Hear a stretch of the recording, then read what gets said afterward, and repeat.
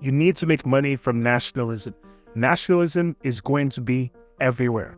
And if you don't follow the tried and true process of making money from it, then you're going to be left behind when the countries seem to divide themselves. Right now, we're living at a time where countries have said that, hey, America doesn't want to deal with Canada. Canada is looking down on China. Tariffs are growing. Tariffs are rising. And people are punishing people for existing bilateral relationships that countries had with one another. And countries are being separated. And the national sense of identity has risen. And then nationalism has risen in North America more than it ever has. Whether you're on the right or on the left, this is something that we're seeing. Never has there been a time where, as a Canadian, and right now back in Canada, I've never seen a time where Canadians have been this united and angry at America. I've never seen a time where America has prioritized America first, and America has a strong sense of national pride and identity. And I've never seen a time where China has been this empowered. It's probably the most powerful country. And so how can we use this to make money? And what are some of the things that we need to be careful of, as we're seeing the rise of nationalism? I say the first thing is to look at what the policies are of the countries. Trump says, America first, America first. He's making it so that taxes are going way down, that you're seeing all these opportunity zones. People are able to invest in certain American areas and pay no tax on their real estate investments. You're seeing money being flooded and countries being punished. So America is punished if they do business with countries outside of America. And you're going to see the fees will be way higher because the government will demand all these tariffs. So Apple hired 20,000 people and they're hiring 20,000 people. And people are going to have so much incentive to hire people in their own country. So what does that mean? That means that you have to establish roots in other countries right now, because if you don't, then you'll be sealed off.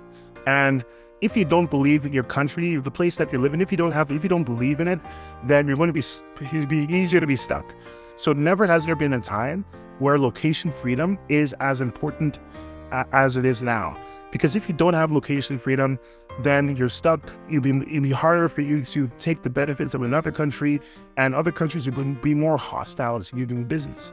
During my trip to Miami, I came back to Canada, and when I came back, I saw that the borders and the planes were all empty because of just the rise of hatred towards the two different countries.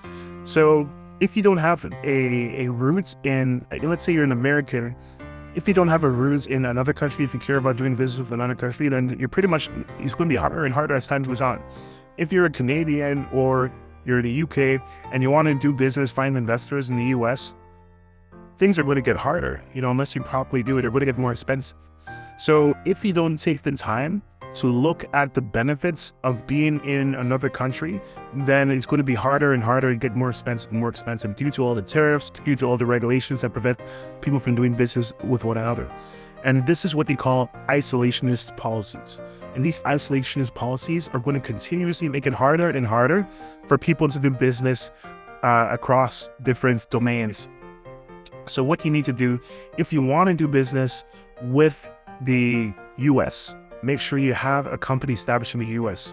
If you're in the US and you want to do business with Canada, America, UK, make sure you have businesses established there. If not, it's going to be way harder and get more expensive because of tariffs, because of incentives, and because of growing national sentiments and nationalistic sentiments. So to date, currently, the United States seems to be the best place in the world to do business in general. So, you want to make sure that you have a base there. But the US may not always be, the king of the world. It's rapidly declining according to some people. And, you want to make sure they have bases in other parts of the world. And so if this is something that you'd like to consider, just book a call with our team at raise.com to see how you can benefit off this nationalistic trend.